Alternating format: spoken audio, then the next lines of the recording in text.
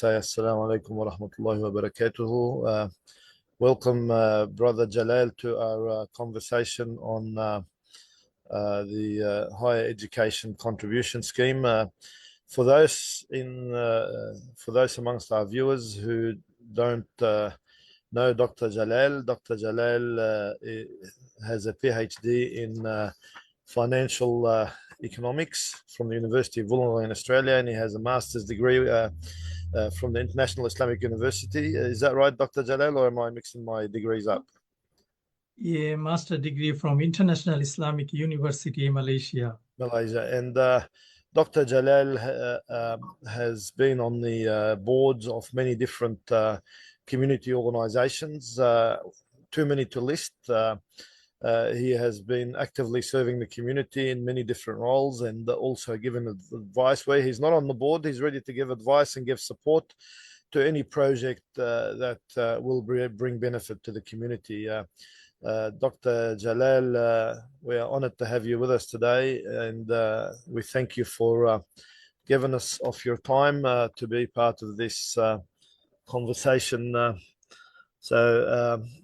just thought... Thank you very much. Yeah, thank you very much, Brother Keysar. I recall that we used to have these interviews before, and there was a pause, and it's good that we are starting again. I hope that will be useful for the audience. Thank you. I have no doubt that this will be useful information for the viewers and for those who will be watching it later. If you have additional questions or if you want more information, don't hesitate to contact us, and I will, if you know Dr. Jalal personally and you have his contact detail, I'm sure he will be happy to hear from you. Otherwise, contact me and I'll get your message across to him. You can also ask us questions through Facebook in the comments field while we're on live. Any question that you have, you can put in the comments field, and I'll be happy to answer those questions, or get Dr. Jalal to answer those questions. So for the first question, and I know that there will be some people who may not have much of an idea about what the Higher Education Support Scheme is. It's a education contribution that we have in Australia. I suppose the first question is to explain what it is, and then we can go from there. What is this Higher Education Contribution Scheme? Thank you, Brother Keysar. In Australia, the Higher Education Financial Support Scheme is provided by the federal government, and they provide this financial support through two schemes, if you like. One of them is Higher Education Contribution Scheme, which you mentioned, which is popularly known as HECS. And the other one is Higher Education Loan Program, which is known as HELP.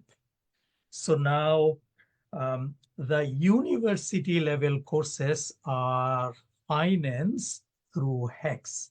Like if you want to do a course on accounting, economics, law, or medicine, those will be mainly financed through HECS.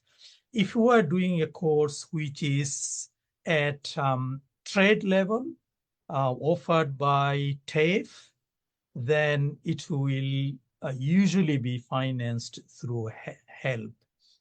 So that is how the education support system works in Australia. So now I think this is a generous system in Australia compared to many other countries in the world. Countries like US, sometimes you graduate with a debt like a mortgage, huge debt. In Australia is not the case. In 2022-23, the average tax debt was 26 grand. which is not, in the scheme of things, is not that huge. And that is because in Australia, there is no real rate of return is charged on the loan. It is just indexed just to maintain the value of money compared to the last year. So that's why the higher education financial system we have in Australia, I will consider that as one of the best in the world. Thank you. Look, when I went to university to do my degree, it was before the age of HECS. It was long before they brought this system in, and the only thing I had to pay was the student union fees. So how can you say that it's generous when you have to pay something that you did not have to pay before? If we put aside the comparison with other countries, the general population went from free access to university education to a system where they have to pay for that, where the person seeking that education would have to pay. Yep. Thanks for that. It is a good question. In fact, it is generous, I'm saying, in terms of today. It is also generous what is happening around the world in the area of higher education. I know that in Australia, Brother Keysar, in your time, you didn't have to pay anything. But those were the days. I mean, government budget could cover them. But because now the expenditure on the government's plate is not like 20 years ago, or even not like 10 years ago. So that's why government has to budget those outlays. And given the population we have, given the educational need we have, I don't think government can just afford to pay it for everybody. That's why, not in Australia, many other countries, they have some sort of a scheme. And from that consideration, I will consider this is a generous scheme. Thank you. Yeah, the scheme is, of course, at different rates depending on whether you're doing a master's degree or a PhD or just a postgraduate ordinary degree. Is that right? Or yes, what happens is you choose or you selected a subject, say for example accounting. So that has fees and that has corresponding payment from the HECS system, and that is how it works. So you enroll, then you would be eligible the corresponding money for that course. and different courses, of course, have different fees. Yes, yes. Now, when they call it higher education contribution scheme, you understand from the word contribution that we are contributing to the higher education. But why is it also called support scheme? How can it be financial support for anything other than the institution instead of the individual? It is a support because today, say for example, if I have to pay for my medical degree, I might have to spend 160 grand. So now I may not be able to do that. That's why government is providing a generous loan so that I can study. And when I'm able to pay, we might discuss that later on, then I would be contributing towards that government's payment. In the federal budget for 23-24, there were some changes in the higher education loan measures. Can you outline some of these changes and how they work in the HECS help accounts of Australian students, please? Yes, definitely. There was some changes in the area of HECS and help in the last budget, which is federal budget for 2023-24. And the main change was that the indexation is kept at the lower of consumer price index, CPI, and the wage price index, the WPI.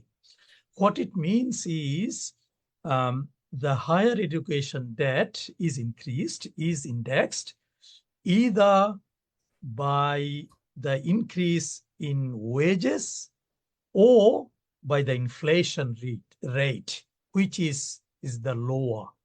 So now, again, that is considered in the industry to be fair, because what it says is you would be paying as so much of your increase in the wages, or as a measure how much you are paying for the goods and services.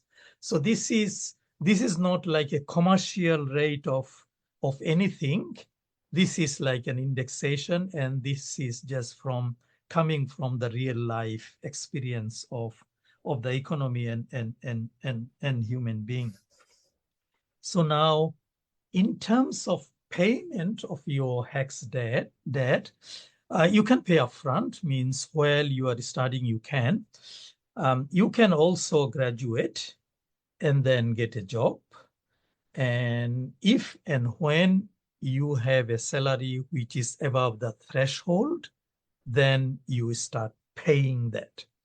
So now the threshold for repayment in 2024-25 is $54,435. And the minimum annual wage in 2024 is 47 grand. So which means that you start paying when you earn just a bit above the minimum wage. So there could be a scope for reform here, because 54 grand in a year is not a lot of money these days, is it? So therefore, if government can afford through the budget, it can increase the threshold, say up to 60,000 or more, and that will be good for Australian people. So now that change is considered to be fair, and also we have a system of implementation, and that is also considered to be efficient. So one thing I might add here. So now we have this law. How it is implemented for the administration of the HECS debt. So what happens is every student will have a HECS or HELP account. On 1 June of every year, the balance of the HECS debt will be indexed. And it will be indexed on the amount which has been unpaid for more than 11 months. Basically, in simple English, means that whatever is the account balance, that will be indexed, and that is the amount you will start paying. So from that perspective, I will say that the changes in the last budget are considered to be okay, and also we have a good system to implement that. Thank you.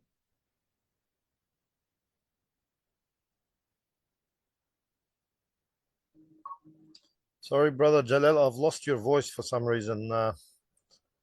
Can you, did you, something go on with your microphone? Can you hear me now? Yeah, can you hear me now? Yes. Yep. How far did you hear? Did you hear the last thing, or? I probably missed about 20 seconds. Oh, it should be okay. Yep. Yeah, go ahead. The next one. Yeah, please, so just for the benefit of parents whose children are about to go into university, we're in September, and the children have probably put their applications in, their preferences, and next year they will be starting university. Now, as you said, they can pay their HECS debt up front if they can afford it. If they do pay it up front, then they save on all the indexation for the increased cost of living. It's not interest, but it is basically a CPI, Consumer Price Index type of increase. Now, that's if they pay up front, they save that. But if they don't pay up front, what happens is that when they get their first job, they let their employer know that they have a HECS debt, and that the employer will put that into the accounting system, and they will withdraw whatever the amount is on a fortnightly basis from their salary. So they don't have to go themselves and pay it to any government organization. It can be automatically deducted from their pay until it's paid in full, and then once it's paid in full, they will be notified, and they'll be debt free. Yes, yes. Everything will ATO do through the employer, as you said. Yes, that's right. Yeah. So the next question that we have is, in terms of the reduction in the size of the HECS or HELP loans, what are the outcomes of the changes in the last federal budget? I understand that even after the budget, there were petitions given to the Minister for Education, and he did give some relief from that HECS debt. Yes. So now the changes happened due to also political and public pressure, because whatever is law today, that was presented in the budget, and that two things I discussed before, that was through that consultation process through the ministers and other target groups. So now, because it is a law now, so they are all implemented. So the benefit out of that, that is what I guess you are asking, is we can say that the changes in the last budget has produced good outcomes, good financial outcome for the Australian students. How? We can just look at the data. On 1 June 2023, because remember, as you said, every year the system works on 1 June for the HECS purposes. So on 1 June 2023, which is last year, the indexation rate was 7.1%. If we look at the indexation rate on 1 June 2024, that was 4.7%. So there is a large deduction. And this deduction is due to the legislation as a result of the budget measures, as we discussed that before. So now, if we look at more closely, then we'll find that because of these changes, over 3 million Australian students, they had their HECS debts or HELP debt slashed by around 1,200 on average in 2024, which is a good amount of money. And because in the budget papers, the measure was backdated to 1 June 2023, because of that backdating, over 3 billion was wiped out from the total higher education debt in Australia. Therefore, we can say that the budget measure has produced some good results for Australian students. Thank you. Over 3 billion, that is a lot of money from a big picture perspective. But as you say, it translated to about $1,000 per person. Well, not for each person. It's prorated depending on how much they owe and what the cost of their course is. Would that be right? Yeah, so that was on average that has been calculated by the Treasury, and we can trust that calculation. So on average, each student's account was reduced by $1,200 200. So some of them will be more, some of them will be less. So yeah, so which is a large amount of deduction due to this change. It is a large, well, I mean, for a lot of people, this amount could make some significant difference. So it's a good start to save Australian students money. I'm just going to depart slightly from the idea of HECS to just ask you about the cost to the universities of education. I'm not looking for dollar figures, but maybe you can give an idea to the viewers that universities rely on government funding, on donations, on the HECS, and on also fees that are paid by foreign students. Otherwise, they would not be able to provide the education to our children, even with the HECS debt. Yes, at a high level, and briefly, what I can say that definitely providing higher education is costly. So therefore, the providers of this education, like universities, they have to manage that expenses. So as you alluded to, different sources are providing that expense. One of them is HECS. Another one is foreign students' fees, which is substantial, and also there are returns from university investments, and also there are public benevolence.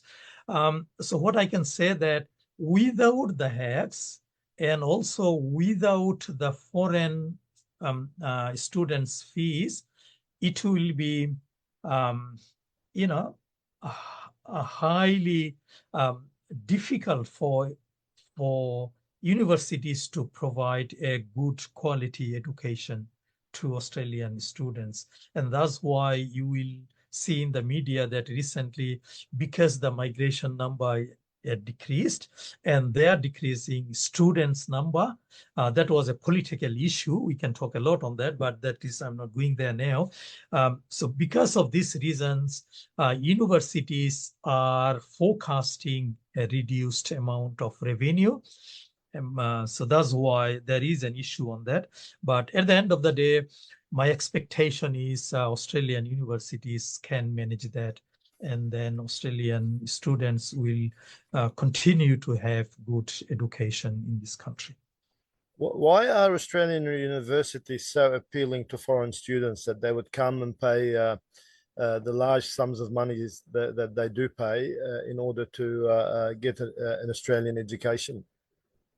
Number one factor will be the quality of education. Australian quality of education is good. It is popular, especially in Asian countries, and particularly countries like Japan, China, Malaysia, and other East Asian countries. Australian education also popular in European countries as well as in America. So the main drawing factor there is the quality of education. The other factors are, Australian education is a Western type of education. And most of the even Muslim countries, they follow Western style of business, politics, education, and so on. Therefore, they feel that Australian education is conducive for their population and for their country to prosper. So I think that is the main issues there. Thank you. Dr. Jalal, some people are concerned, especially Muslims, whether Islamically it is permissible to incur a HECS debt and to pay a HECS debt, perhaps because of the fact that it increases based on the consumer price index factors. Okay, yes. So now, some people in the community, they consider indexation as same thing as interest. And that's why they have this issue, this concern about this. But if we look at the entire HECS and HELP system, what happens is it is indexed and no interest is charged. Therefore, in my view, there is no concern this funding to be non-permissible in Islam. What is happening is this loan is indexed either by the inflation rate, which is not interest, or it is indexed by the rate of increase in salaries and wages, whichever is the lower. So they are not interest. So therefore, I consider to be no problem with this. And the other thing is, this is a financial contract between Australian students and the federal government. So now, in a financial contract, to be compliant to Islamic values, what we look for is, mainly we look for whether any involvement with the interest or not in this contract. So we see there is no interest in this. Therefore, as I said, in my view, there is no issue as far as Islamic norms and values is concerned.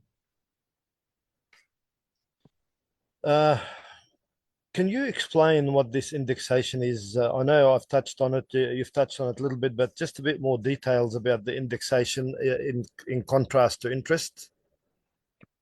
Yep. I think it is a good question because, as I said before, some people think they're the same thing, and that is where the issue is, and that is the basis for their concern.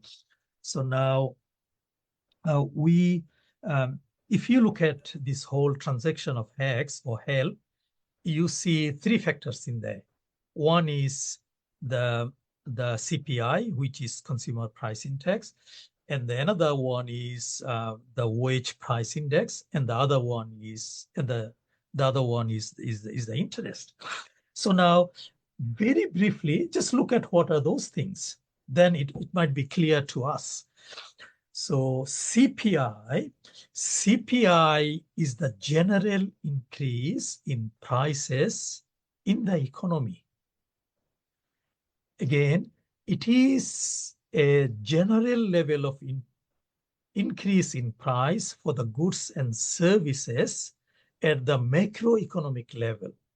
So this is the price we as Australians pay for our goods and services.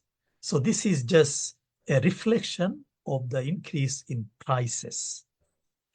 Then for a description of WPI, this is again a rate of increase in wages and salaries. And in Australian people, they work in different sectors. Some people in the public sector, private sector, banking sector, retirement sector. And what ABS does is looks at all the increases in the salary compared to last year. Then they find out an average rate of increase. So both of these, the CPI and WPI, they are not by definition interest. So what is interest? So again, very briefly, interest is a fixed charge on money lent or borrowed.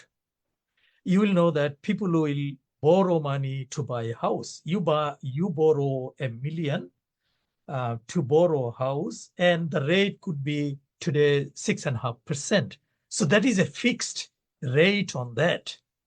So it is not coming from different goods and services or the wages of different industries. It is coming from a fixation concept that is the rate.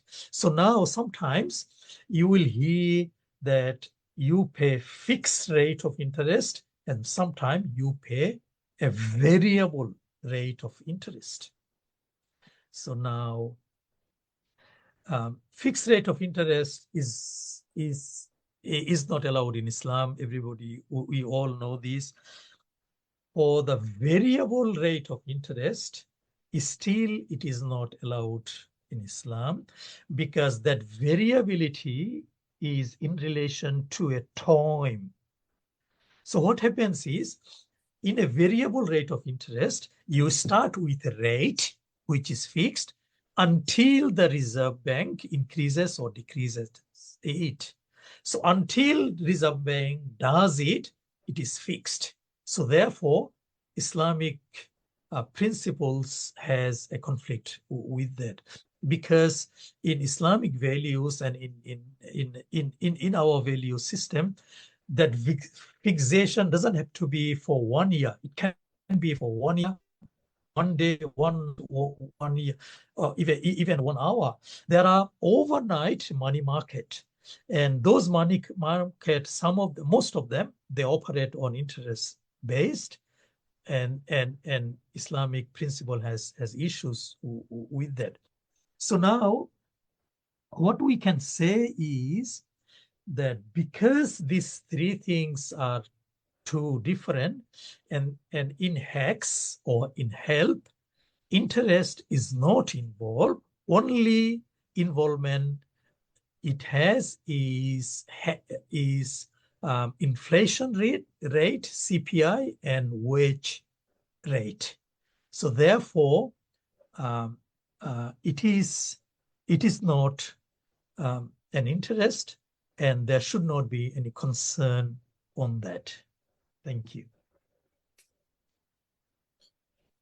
So for the final question, and it's still relating or revolving around the same issue, the comfort that we need to give to parents about the permissibility of the HECS or the HELP scheme. Have these matters been discussed with senior or learned Islamic scholars? Have we got fatwas or rulings from them? Have we got opinions from these scholars, or are we just doing it from our own basic knowledge and of economics, of the system, of the indexing, and I mean, have some Muslim scholars looked into this and given any of their own opinions on it? Thank you. So I will just briefly answer this in two parts. One is a bit more on the comfort we need and explain why it is so, and then we'll discuss what is the views of any fatwa and things like that. I consider that we need to, because it is a technical issue and it is a professional issue, we need to give a bit more information so that we might understand the matter a bit better. So now, you see, in this transaction, we have these three things, as we said before: CPI, WPI, and interest. And these are accounting and finance concepts. So if you look at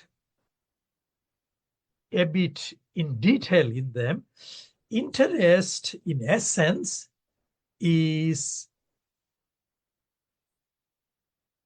fixed, but the other things like CPI, what ABS does is it takes the different basket of goods and services like food, utilities, petrol, and so on. And then these prices of goods and services, they're not the same, they're different. Each one is different, and their level of increase also different. So what ABS does is they take into consideration on this and average them all together and then come up with a rate. So therefore, it is not a fixation concept. It is all variable. So that is the Islamic concept of fixation is not there. That is one thing. The similar type of um, um, comment applies to WPI, because again, ABS looks at the different sectors of the economy and how the wages moved in those sectors. And then they come up with the average rate of increase. So therefore, this is also coming from the real world and also nothing to do with a fixation concept. But interest is different. So now, if you look at even the commercial world, we have contracts and dealings, and some of them they use CPI as well as WPI. And in those contracts, they never call them as interest, as well as they never treat that as interest. Interestingly, if you look at the budget papers, in the budget paper, the budget paper does not call indexation as interest. It's not only that, it does not also treat that as interest. Therefore, it is not an interest from a professional knowledge and experience, if you like. And it is not only me saying, many people in my, in my space, they concur with me. And in terms of shuyukh, even after, I also did this type of work before, and also recently I wrote an article in the A-Master newspaper. In fact, I would say multiple shuyukh spoke to me, not only in one state, in different states, and I will say that they concur with me. And the main thing, I will quote one of the shuyukh told me that he has been saying to his community that indexation and interest is not the same, but for some reason he did not have that background to explain, and he thanked me because in my article I explained it, that why it is not. So what I will say is, there are shuyukh even in our community, they will say that it is not, and there might be shuyukh, I'm not sure who are they. They might be shuyukh that they might say it is objectionable, but then we need to ask them an explanation for that. And I will would be respectful to everyone in terms of these issues of differences of opinion. Well, those who find it objectionable, I suppose the simplest way, if they think there's a shubha or doubt about it, the easiest way is to come up with the money up front and pay for the education up front. Then you overcome having to worry about HECS being a loan or a debt. Being in the form of a debt, it facilitates for those who don't have the money to get the education now and pay for it once they start generating income. I think having explained that this is indexed, it's not based on interest. It is based on the actual value of the money as it changes. So if for any reason we have a negative consumer price index in any quarter, then that would also be reflected in the HECS contribution that's owing, isn't it? Yes, it will be, because this is the law. So if it is inflation, it will be increased. If it's a deflation, it will be decreased. Thank you. Well, like I said, anybody who's watching this who has more questions or who thinks about some questions later on, please put those questions in the comments, and I will send them to Brother Jalal. Otherwise, seek him out on Facebook. He is on there, and then put the question in a message to him. the whole idea behind it for us or for our purposes is that we want our children to get the best education possible. We want our children to be able to develop their aptitude for whatever field that they have aptitude in. And we would like them to excel and become pioneers so that they can be the best versions of themselves. And sometimes it is that few lessons, that degree, whether it's a bachelor or a master's or a PhD, somewhere along the line, studying in those degrees, they might find that a world of knowledge has opened up to them, and they can become the next great Ibn Sina or these great scholars from our past. Might even have an Al-Bayruni amongst one of your children. The only way you're going to find out is to help them pursue the education. I know what some parents do is they might find their child holding a book, and instead they want him to go out and go out fishing with them, or go and play, or go and do something else. I think what we need to do is pay attention to our children and see what areas they show interest in, and help nurture that interest. That'll make them happy, and in the long term, that'll make them pillars of the society that we live in. So, Brother Jalal, Dr. Jalal, thank you very much. You're always generous with your time, and thank you for all your contribution to the community. And inshallah, we'll do another discussion or conversation. I don't like to call them interviews, even though I ask questions. I prefer to call them a conversation. And we'll do it maybe on a different topic in the future. I know that in your field you deal with many topics. You picked HECS because of the recent changes, the recent help that's come through the government after the public pressure. We will pick another topic relating to the economy or finances in the near future. Inshallah, we'll come back for another conversation. Jazakumullah khairan. Definitely. And thank you. And Yeah, I just want to definitely, brother.